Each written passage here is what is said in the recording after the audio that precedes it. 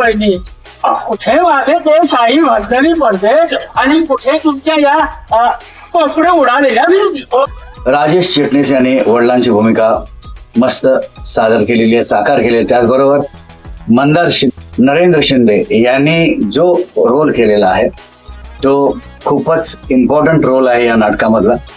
ते मी त्यांच्याबद्दल तुम्हाला पुढे सांगतोच.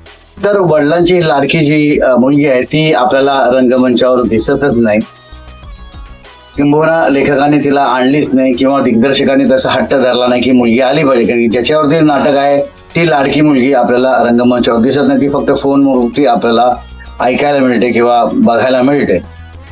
तर अशा या नाटकामध्ये बाबांच्या लाडकी नाटकामध्ये गोष्ट अशी पुढे सरकते की तिचं लग्न ज्या मुलाशी ठरलेलं आहे त्याचं नाव आहे विलियम, म्हणजे तिने जे लव्ह मॅरेज केलं तो पायलट असतो असं तिचं सांगणं असतं. आणि त्याचबरोबर एक पाहुणा आपल्या घरात येतो आणि तोही सांगतो की माझ्या मुलीचं लग्न आहे, तो पत्रिका द्यायला येतो आणि तो लग्नाबद्दल सांगतो की त्याची मुलगी आणि तिचं लग्न विलियम्स नावाच्या मुलाबरोबर. तुमची मुलगी गेली तरी कोणाचा हात धरून पळून विल्यम परेराचा सहकारी पतसंस्थेचे संचालक अप्पा जोशी यांच्या नाकावर टिच्चू. तिला पळून जायला तो विलंब पडेल सापडला. हा पडेला म्हणजे पावाला ना.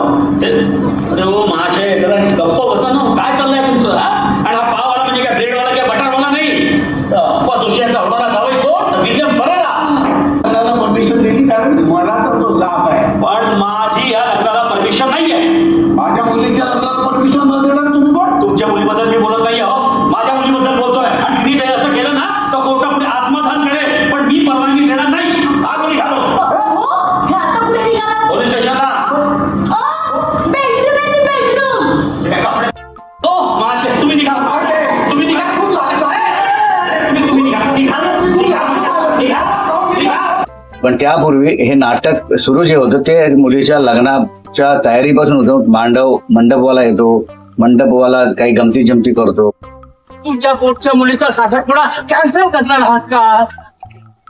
मी काय म्हणतो, हे बघ, तिकडे गवती फुटली, इकडे आपण साखरपुड्याची सुपारी फोडून टाकू द्या सर. आणि त्यात गंमत घडत असताना जेव्हा ते मेसेज कळतो की आपली मुलगी लव्ह मॅरेज करते आणि तो लग्न समारंभ आहे तो आता कॅन्सल झालेला, त्यामुळे लोकांचे फोन येतात आणि त्यांना वडिलांना त्रास होतो. त्यामुळे त्यानंतर हा पाहुणा येतो, तो पाहुणा ज्या पद्धतीत त्या घरात वावरतो आणि जे सगळं सांगतो त्यामुळे आणखीनच टेन्शन क्रिएट होतं की हा विलियम्स आहे कोण, विलियम्स नक्की आपल्या मुलीला फसवतोय का, हे सगळे प्रश्न त्याच्यामध्ये उद्भवतात.